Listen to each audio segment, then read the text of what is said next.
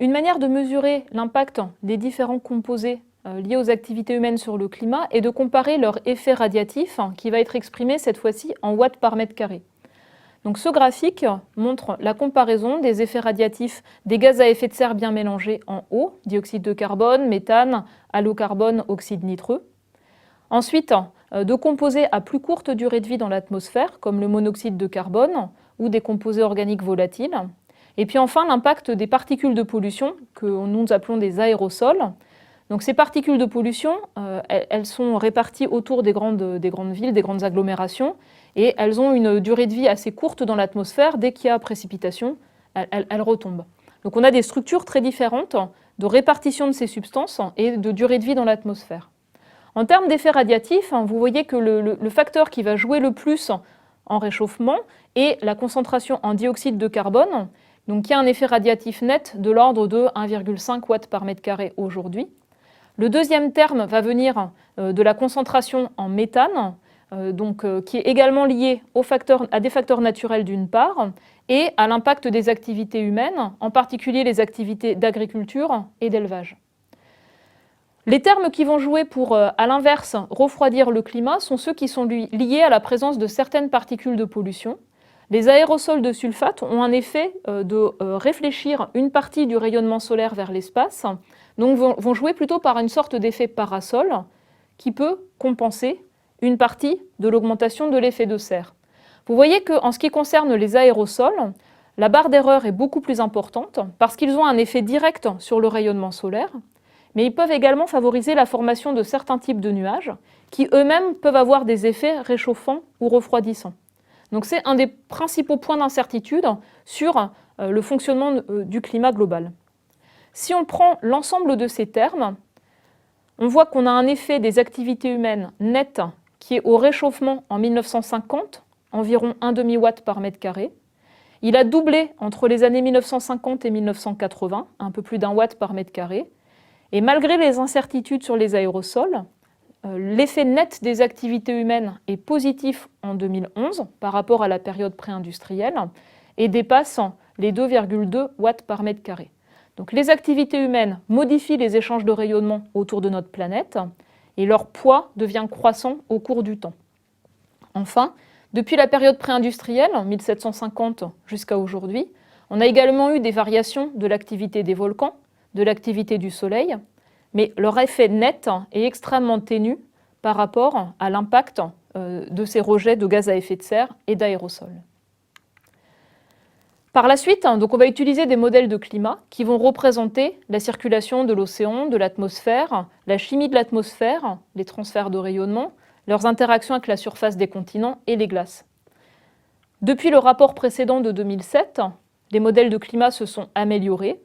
Ils représentent correctement la structure et les tendances des changements de température à grande échelle au cours du XXe siècle, et ils arrivent également à simuler les conséquences d'éruptions volcaniques majeures et le refroidissement qui suit pendant quelques années ces éruptions volcaniques. On fait également d'autres tests sur ces modèles de climat, comme les confronter à des données de climat passé, un climat glaciaire par exemple.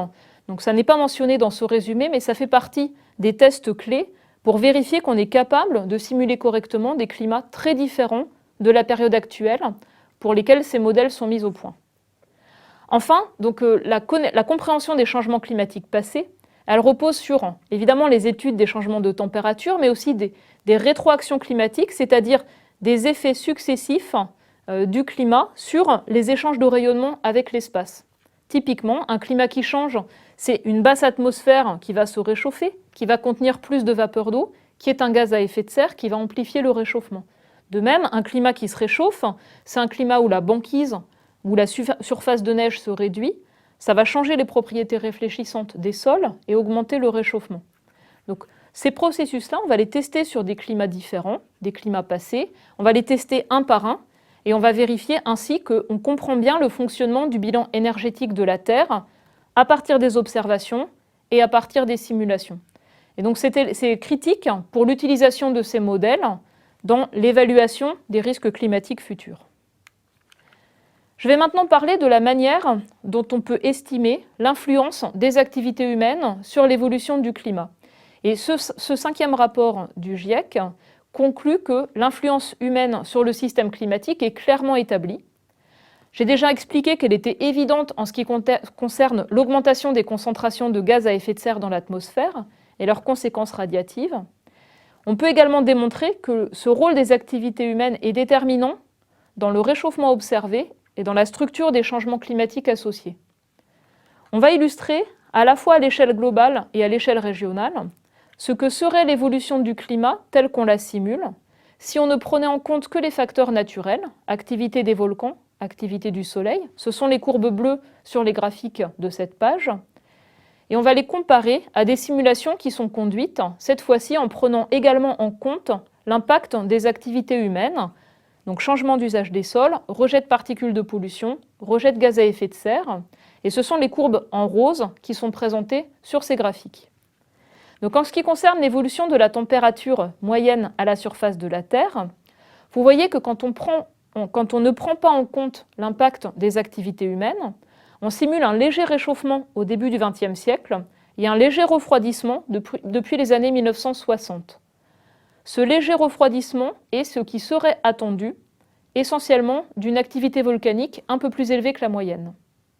A l'inverse, quand on prend en compte l'impact des activités humaines sur le climat, on arrive à reproduire la structure du réchauffement observé, faible au début du XXe siècle, plus marquée à partir des années 1970, donc le timing.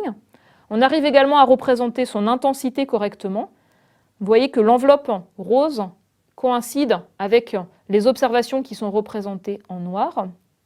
Et enfin, on simule correctement la structure du réchauffement observé, par exemple, un réchauffement plus marqué à la surface des continents, c'est la figure de droite, ou l'augmentation du contenu thermique des océans, c'est la figure de droite. Enfin, ce rôle des activités humaines dans l'évolution du climat peut également s'analyser région par région. Cette figure qui est un peu chargée vous présente exactement la même analyse, d'abord continent par continent, Amérique du Nord, Europe, etc. Enfin, pour chaque bassin océanique, avec le contenu thermique de l'océan dans chacun de ces bassins, par exemple Atlantique du Nord ou Atlantique du Sud. Et enfin, la même analyse en ce qui concerne l'évolution de la glace de mer au nord du côté de l'Arctique et au sud du côté de l'Antarctique. Dans tous les cas, on observe un effet déterminant des activités humaines quand la courbe en rose se distingue de la courbe en bleu. Cela veut dire que les activités humaines ont entraîné une évolution du climat qui sort de la gamme de ces variations naturelles. Alors cela, on le détecte quasiment partout, sauf autour de l'Antarctique et autour de l'océan austral, pour lesquels on a une incertitude large sur les observations. Et pour l'instant, on n'arrive pas à évaluer la part exacte des activités humaines dans les tendances observées. Il faut souligner qu'autour de l'Antarctique, les activités humaines jouent sur deux facteurs, l'impact des gaz à effet de serre sur le climat, mais aussi l'impact du trou dans la couche d'ozone stratosphérique qui va jouer sur le vortex polaire et sur les vents autour du continent antarctique. Donc on a une difficulté plus grande dans ce secteur particulier. Au total, on détecte de cette manière l'influence des activités humaines dans le réchauffement de l'atmosphère, celui des océans, mais également, et je ne l'ai pas illustré là, dans les changements du cycle de l'eau, l'augmentation des contrastes entre les régions sèches et les régions humides, dans la fonte des neiges et des glaces, dans l'élévation du niveau marin, et enfin, dans la modification de certains extrêmes climatiques. Alors, je vais préciser, on observe, avec un degré de confiance moyen à élevé, une augmentation de deux phénomènes extrêmes. Le premier, c'est l'intensité et la fréquence des vagues de chaleur. Et le deuxième, c'est les événements de très fortes précipitations. Pour ces deux types d'événements extrêmes, on attribue les changements dans leurs propriétés à l'impact des activités humaines sur le climat. Et donc la conclusion de ce rapport tient qu'il est extrêmement probable que l'influence humaine a été la cause principale du réchauffement observé depuis le milieu du XXe siècle.